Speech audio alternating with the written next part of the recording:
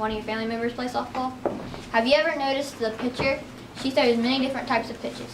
When you're at my age, you're normally going to throw a fastball, which is the simplest type of pitch to throw, and you throw a fastball like this. You find what looks like the C, just like that. You put your fingertips on the threads. Well, you're supposed to hold it by the C, but you can really hold it any way you want. You want to start with your weight back, just like all the other pitches. Bring your arms back, step forward, and flip your wrist up. The next pitch I'm going to talk about is the curveball. This is a more complicated one because there's many different types of curveballs, but the one I'm going to show you is the palm up curveball. Palm up curveball? Mm-hmm. Okay. You find the C, you put your thumb right here, and you want this finger, you want the knuckle to be pushed up against the ball so it'll give it the right movement. Like I said, all the pitches start with your weight back. You stride forward, and when you do this one, you want your lead foot not to go straight, but you want it to go to the side a little bit so you can get your arm wrapped around your body. Because if you go forward, it's going to be really hard because then you go like that and mess it all up. But when you take your lead foot and put it to the side, you don't want it to go out too far because if it goes outside of the white line, that's an illegal pitch. The next one we want to talk about is a screwball.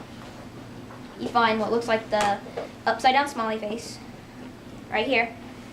You put your pointer here. You want to make sure your fingertips are on the threads, your middle finger, and your ring finger. You start with your weight back, and then you stride forward and you flip it up. That's kind of like the fastball, but once the ball leaves your hand, you turn your wrist a little bit so that the wind will hit the threads. So it'll be turning like this and the wind's pushing it this way. So that'll go to the corner. A rise ball is the next one. The way you hold a rise ball is called the four seam. So put your pointer finger here and your middle finger here. It's called a four seam because you have all your fingers on the seams.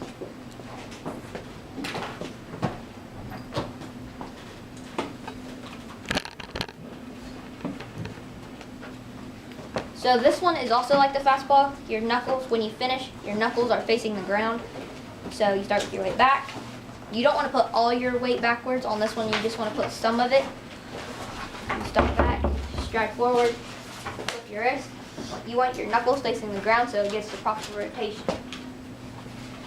The last one I'm going to show you is the drop ball. The drop ball is also kind of hard.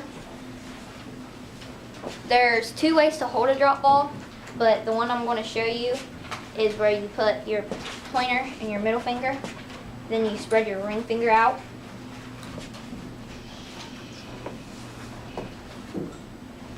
This is the one where you want to push through and finish away. And what I mean by that is when you get to this point, you want to push through like that, but then when you end, you want your arm to be like this. So weight slightly back, push forward, and finish away like that. And what I learned was that it really helped me to do this project because I'm the pitcher for our Little League team, and it helped me learn how to do all the pitches. And also, the physics part of it that I learned was there's three things that affect it: speed, wind, and rotation. Speed, because depending on how fast you throw it, like if you throw it really fast, the more movement you're going to get on the ball. So the faster you throw it, the more movement. Wind. Wind affects it because, like, when you throw it, drop ball rotates like this, rise ball like this, screwball like this, and curveball like this. Say you throw curveball, the wind is hitting the threads right here, and it's forcing it to go that way. Or if you throw this way, the wind will force it this way, so it'll go down that way. And my question was, how does the rotation of a softball affect the pitch? And my hypothesis was, with every different rotation you do, you're going to get a different outcome. And I proved my hypothesis right.